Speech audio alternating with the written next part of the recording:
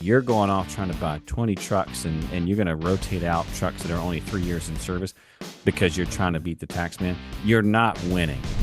This is the PMP Industry Insider Podcast. Hello, everyone. Welcome out to another episode of the PMP Industry Insider Podcast. We take a look at what is changing in the pest and lawn industries, and we take you to the front lines to those that are driving those changes. I'm Donnie, Shelton, owner of Triangle Home Services, which has Triangle Pest Control, my favorite pest control company, I might add, and Triangle Lawn Care, which is also my favorite lawn care company. And with me is a Florida resident, I might add, that is living in Jersey. Dan, say good morning, introduce yourself, our sponsors, our topic, and our very special guest. Okay, so here we are. We're recording this on September 9th, and this morning it was 47 degrees in New Jersey. I'm ready to go back to Florida, which I'll be going in the next couple of weeks. Dan Gordon, everybody, PCO bookkeepers and M&A specialists, outsourced CFO, and exit planning services.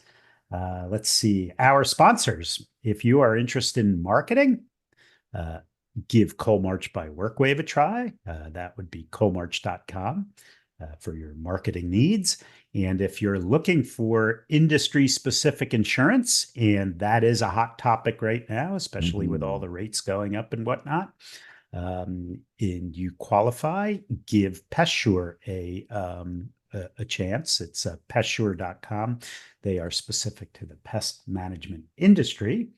And if you're interested, you know, what's really interesting, Donnie, is these peer groups. They've really started to take off, and we have they're all named with Greek letters. And so we have the Gamma group that is coming together for the first meeting. David just told me that it's all set to go. If you're interested in joining a peer group, take a look at the website. It's where is it? It's PMPindustryinsider.com/peer groups. You know, I go back and listen to episode 136 with David. And before I start, you might have a comment about that. You look like you want to say something. We just have to get enough. We have to get enough groups to have a lambda group. And we're going to put a bunch of nerds in it. Group. Jeez. Do you remember that? You remember that movie, Revenge of the Nerds? Did you ever see that movie? There's a lambda group in there. But anyway, that's it. We're gonna get there. We're gonna get there. So no, anyway. That's what I was smiling about. You should never have asked me. All right. Today we're going to talk about something that's really kind of interesting, and we're getting into September, so most listeners have a good feel for where the year is going to end, right? You've been through the busy season. It's starting to get cooler. You kind of understand, you know, what your revenue, what your profit's going to be. And if you're one of our clients, you know, we're doing your tax projections. We start those in September, and they go all the way to the end of the year. If you're not one of our clients, well, you should be, but if you're not, you should be going over this with your accountant. But tax projections are one thing, and the topic that we're going to talk about is why not let the government fund your growth. And we're going to, I'm going to frame it a little bit, but before we talk about it, you need to be paying taxes. You need to be profitable. Owe tax. This thing work. Well, it's, you know, what's kind of interesting is we'll take on new clients and they don't pay taxes because they're not making money, and they'll be a client of ours for a couple of years, and, you know, they'll follow listen to the podcast and follow our advice and whatnot. And they just grow, and it turns out that they owe money. And in fact, if you double the size of your business, you're not doubling the profit. The profit goes up exponentially, right? Because of gross margins and all the things that we've spoken about. But what's kind of interesting is, you know, we'll get that, geez, we never paid taxes before we started working with you, so why do we owe taxes? Well, maybe it is our fault, but when you start making money, you owe taxes. That's what we do here in the U.S. But the idea is to reduce those taxes as much as possible. But there is, it's not just about reducing taxes. What if I could use the strategies to help me, you know, uh, grow my business? If you want to say that Uncle Sam is your partner, right? He takes a third of your money for taxes or whatever that is, but could he fund your business? Could you grow your business with the use of Uncle Sam? And that's what we're going to talk about today. And this is actually a common strategy when you think about real estate investors. They use banks to do this. It's kind of the same thing, right? You have them hold the money, and you get the break until it's time to exit. And then obviously, I mean, listen, at the end of the day, you're always going to pay when you go out, but you've used the money all along the way to make a bigger egg at the end. And so, that's the idea, right? Is that you will never get out of paying taxes legally. And, if you can make that pie a lot bigger, while the percentage may be the same, that nugget that comes home to you is going to be a lot larger. So that's the idea here. So, and by the way, the thing that, I mean, I've been doing this for a long time, and we've had tax changes in the laws come and go, but the strategy is the strategy. So next year, depending on how the election goes, if the the tax code changes, there will still be planning opportunities to use this. So it's not like, oh, geez, well, we're coming up against an election. Who knows what's going to happen? The intricacies of the strategy may change, but the strategy is, listen, if I can reduce my taxes and use that money to grow my business, that's the premise of this thing. And so I have a question for you, and it's going to kind of take us basically a nosedive here into this topic, which is, let's talk about common ways that you see, Dan, of folks using the tax guy to help build their business, if that makes sense. Like, what are the most, I mean, listen, I can think of several things that we've done over the years, but obviously you have a much larger data set. I'm one single data point. What are some common strategies that you see people doing and ways to pull this off? Like, let's just start there. And then we're going to go into each one of these, but just what are some common things that you see? Yeah. So before we talk about how to reduce the strategy or reduce your taxes, let's just kind of talk about the tax rate so that you can understand how this works, right? So if you're a C Corp, which I don't recommend anybody in pest control be a C Corp, but there are some folks who have been in business for a long time, got advice from accountants 25 years ago, 30 years ago, and are still C Corps. The corporate tax rate is 21%. Okay. And then you have, depending on what state you're in, you add that. Okay. Is that a good deal? Well, that tax rate is actually less than the individual rate in the US, right? Which could be as high as 37%, right? So you say, well, then I should put all my money in a corporation. Well, not necessarily, because to get the money out of the corporation pays the 21 percent tax, and then it's a dividend to you, and then you pay it individually. So it's quite a bit higher. So the idea is to use a pass-through. So what is a pass-through? A pass-through is an entity that's not taxed at the entity level for the most part, but it flows through to you as the shareholder. So what are pass-throughs? An LLC. Hang on, let me pause you there, because I want to summarize for our listeners so they're following what you just said, because it's a really important point. Basically, what he just said is, if you file as a C Corp, you're going to pay 21% on the front side, and then when you realize it, if you're in a 35% tax bracket, now you've effectively paid, what is that, 56%? Yeah. Well, so as a dividend, you actually, yes, to distribute at a capital gain rate. So it's like 20%, but it's still well over 41, right? Yeah. But if you do that and you're in a state, that like California or New Jersey or New York or, states with high tax rates, you could be paying over 50 cents on the dollar of your profit to state and federal government. So, right. Tax. So the idea here is you just take that out and just say, okay, we're going to pass through, and everything comes to you personally, which is right. AKA a pass through. You're going to be at let's say you're at the top rate, you're at 37%. So you're going to be saving at a rate of 37%. Now there's something that actually, when the latest tax reduction happened in 2000 or 2017, I think it was.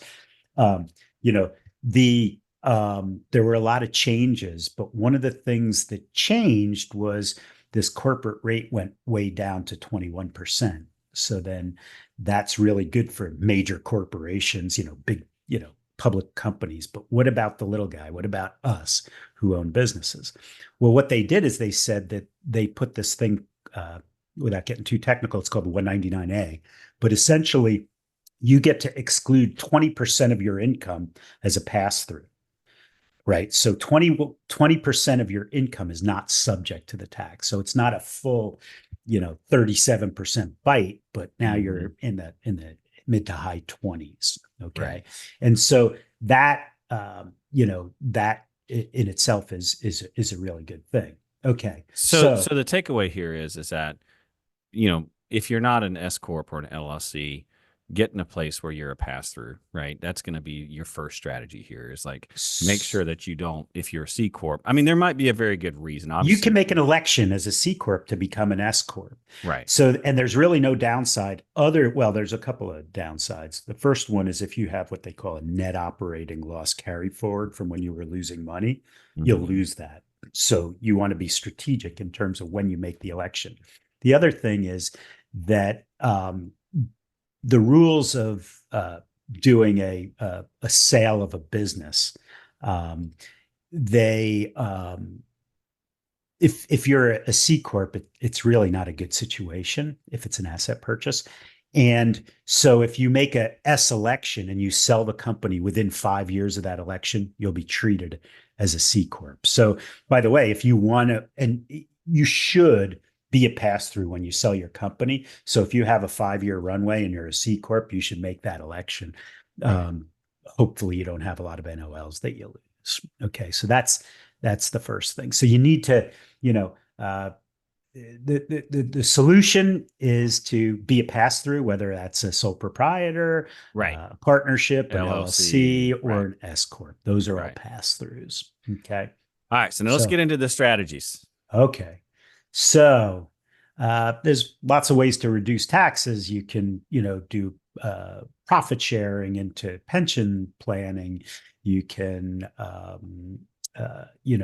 if you're a cash basis taxpayer, you can prepay some of your vendors. You can, the whole idea in tax planning is to defer revenue and to accelerate expenses. And that way it brings your taxable base down, which that tax rate is applied to. Okay. So that's the basic premise. And again, the more money you make, the higher tax bracket that you're in, the more that this works well. But don't make a decision just because it's taxes. Because if let's say you're in a state that charges, I don't know, 8% at the top rate, and you're in a 37% federal rate, that's 45%. So any decision you make, the government will supplement it 45 cents, but you're still paying 55 cents, right? Right. So don't make a decision to do something just based on taxes. If you're going to do it anyway, and you can accelerate it into this year or decelerate or push it out to next year, depending on whether it's an income or expense, that should be something that you would do. Okay. So what's the most popular, right? So we can talk about accelerating those expenses by making a pension contribution, by paying your ad agency or your accounting firm, some of next year, right? That's one thing. But the other thing that we do, and everybody knows the strategy, but I'm going to take it an extra step, is, your accountant will say, hey, why don't you buy some vehicles? Because you can accelerate depreciation. So you buy this $30,000 vehicle, and if you were to straight line it over 5 years, you'd get $6,000 of tax benefit each year. Well, if you use an accelerated depreciation method, you can expense the entire thing, right? So let's say I have $100,000 of profit. Let's say that I have a $30,000 vehicle that I want to buy. Okay. So I go out and buy this $30,000 vehicle, and I just reduced my taxable income by $30,000. So my net income is no longer 100,000, it's 70,000. Okay. So then you say, oh, well, we just saved $30,000. And I look at it like my wife says, geez, fur coats were on sale. And so I bought 10 of them because they're 20% off. So I saved you 100%. That's not how this works. Right. But what you can do is you can finance that vehicle. Right. So essentially what you're doing is you're getting the tax refund and the bank is financing that tax deduction. And now you have an extra $30,000 of cash to play with. Okay. Now my accountant hat goes off and my financial advisor hat goes on and says, well, if I have $30,000, I can take that and distribute it and use it for living expenses, or I can pour it back into my company. Now so if I do a dividend or a distribution, that is dollar for dollar that I'm, not a bad deal. But if I were to sell my company, without getting into too much of a discussion, you're selling it for 2 times, 3 times, 4 times, whatever that is, right? That if I can magnify that or use that financial leverage to go from $1 to $2 to $3 to $4, that makes total sense. And so now let's talk about what we could do with that $30,000. And now you, Donnie, put on your marketer hat. I'm going to give you $30,000. What are you going to do with it, and how are you going to build the value of your company? I mean, it's at the end of the day, it's a no-brainer, right? You're going to throw it into marketing. You're going to grow your business, and for every dollar you're putting in, you're getting 3x. Hopefully, if you're doing it right, you're getting 3x return in value back. And so there ain't a freak investment that I'm aware of in the world where you can control it and use it to do that. I mean, if you can flip it around and use it in marketing, and you're adding net accounts, and again, that dollar produces, let's just say you got a CPL sitting around $100, and you're taking that, 30,000 and you're generating, hey, I'm going to generate 300 customers or whatever that number is now. And let's say there's value that customers is, let's just take it like 500, and I'm doing really rough math here, but there ain't an investment in the world that you can turn that kind of value off of. I don't want to say borrowed money, but money that you just created, essentially. Well, yeah. What's interesting is,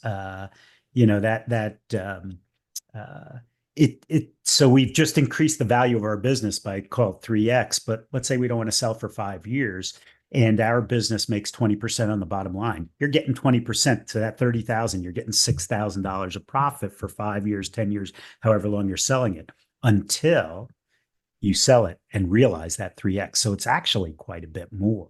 Right. Right. Well, one thing I will say, and I just have to throw a little water on this because the 30,000 you're 100% correct on.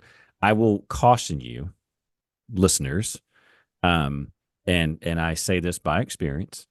I used to use this heavily when I was a lot smaller. I'd run like hell all summer. I mean, and just, sell. We're growing like gangbusters, not making a ton of money. And I'm like, how much profit we got? Okay, great. We'll kill it with trucks, right? I'm just want to say that eventually you will get to a size where you can't outbuy your profit, and you're going to tack on a lot of cash flow requirements if you use this strategy extensively. Okay. So you can get the other thing is that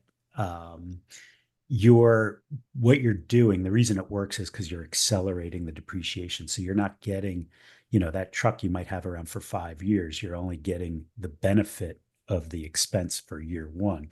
Year 2 through 5, the only expense you'll get is the interest expense that you pay on it, right? So we're growing and we're a small company, so we buy a truck and we really kill it. And so next year we're going to buy 3 trucks and then 5 trucks. And then you're Donnie Shelton and you've already bought 10 or 15 trucks, so you buy an airplane, right? Whatever. And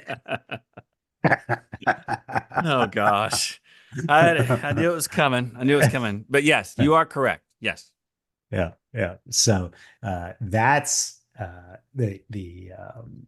you know um, that's the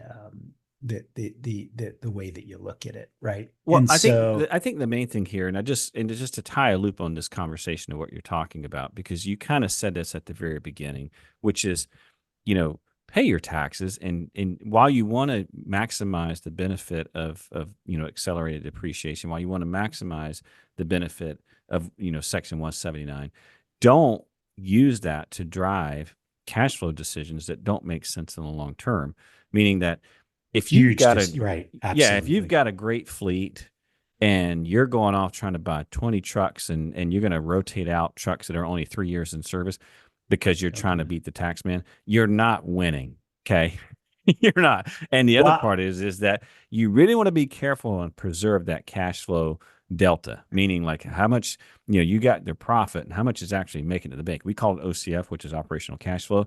That delta should not be very different. And if you're going out and buying a ton of trucks, you might be making a ton of profit and got no cash. And that is not a good place to be in. So, right. So it's kind of interesting that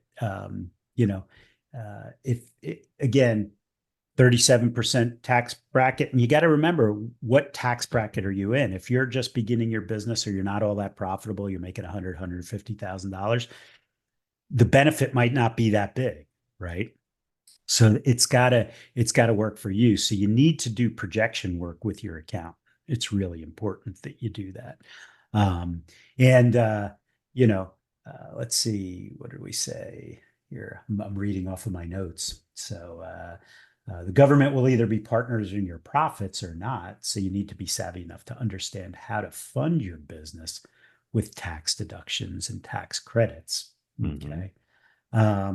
And so, as you can see, especially in the political season, why taxes become such a big thing.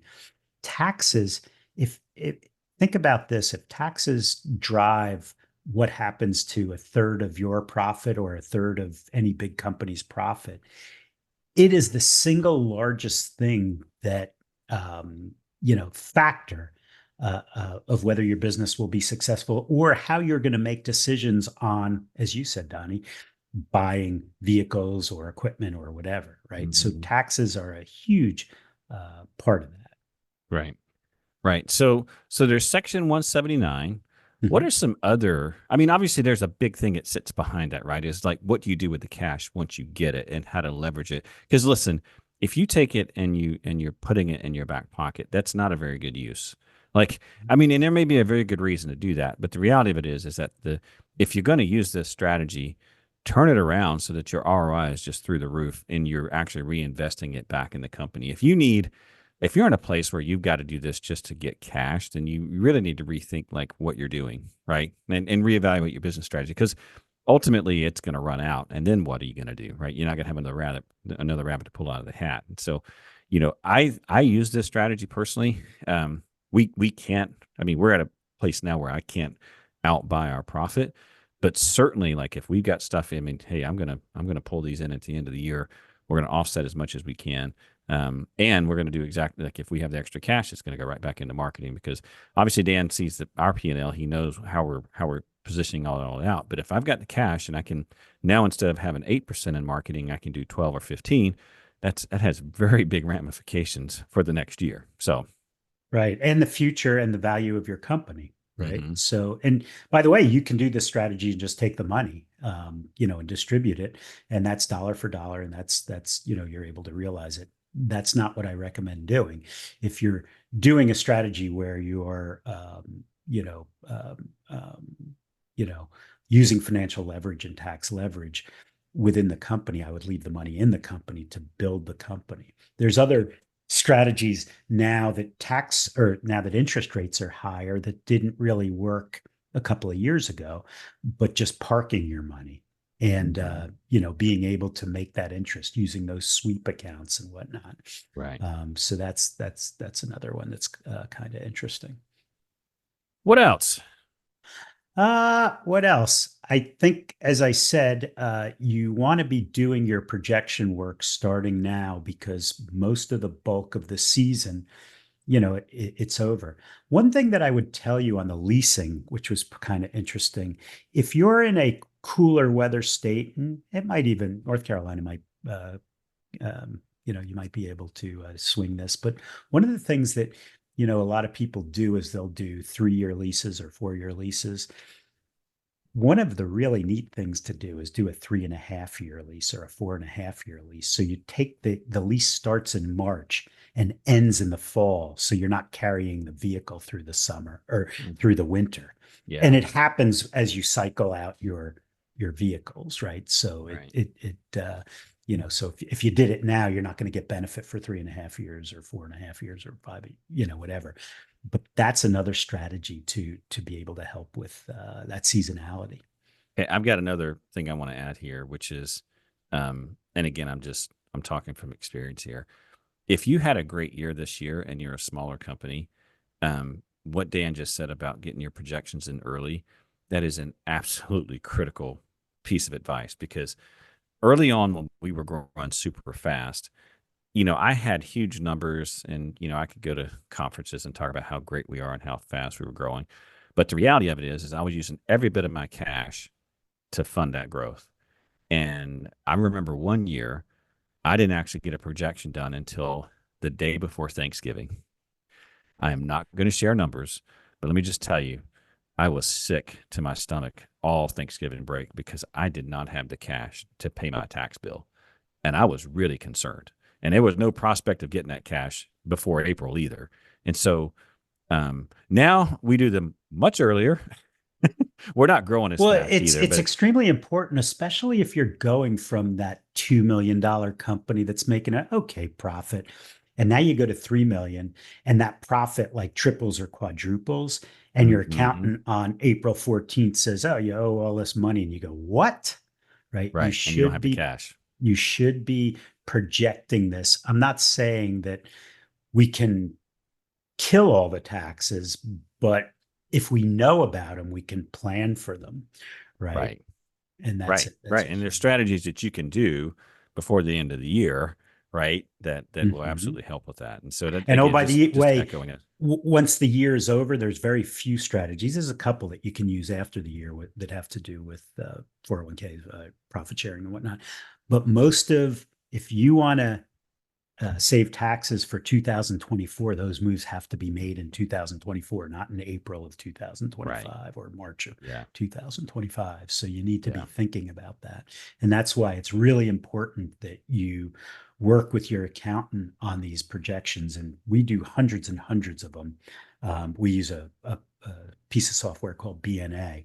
And basically it does scenario analysis, right? So I could take 10 scenarios like, show me everything, show me what you did last year. Okay, if this changes, then, what does that equal? And they're all in columns, and happy to, share that with anybody. But this BNA is a pretty cool tax projection software. So cool. Anything else to add here, Dan, before we finish out? Yeah, I knew that it was going to be a short one, but this is probably the single most important thing that you can do at this time of year is to understand what your profits are going to look like and to do tax planning, and not just tax planning. You can score the touchdown, but the strategy that we talked about, that's spiking the football in the end zone, right? That's right. Exactly. Right. So, No, that's fantastic. Well, listen, Dan, appreciate all the insight on this. This is, again, this is a super important topic. And obviously the further along you get in business and the larger you get, the bigger this topic becomes, and one that you absolutely have to pull in as part of your strategic plan, as well as part of your strategic planning. And so, anyway, I would just a reminder that all the resources and topics that we talked about today are available on the podcast website, pmpindustryinsider.com. Obviously, everyone knows Dan. We'll link up. I'm sure he's got some content on this, on what to do and ways to use the government to help fund your growth. We'll link up some of that content as well. Just take a look under show notes. Well, actually, if you're going to be at Pest World, I'm doing a session with some of our teammates, and they're going to be going into this strategy and Perfect. it'll be pretty neat. So if you're heading out this pest world, the other thing is if you're going to pest world, we PCO bookkeepers, if you're a client or a friend, if you get on our newsletter, we're actually NPMA has allowed us to give a $50 coupon to anybody who hasn't signed up for Pest World. So I didn't even get that deal. Like I'm on the podcast here with you. You don't even give me that. So I there you didn't go. tell you. There you You go. didn't open your emails. So anyway, but we're doing that. So Fantastic. Fantastic. All righty. Well, hey, listen, All if right. you enjoyed this episode, we always appreciate any kind of reviews and ratings that you can give us. And of course, we ask that you put all complaints and general complaining back to Dan. And with that, we're signing off. We'll see y'all next time. Take care now. Thank you. Bye. See ya.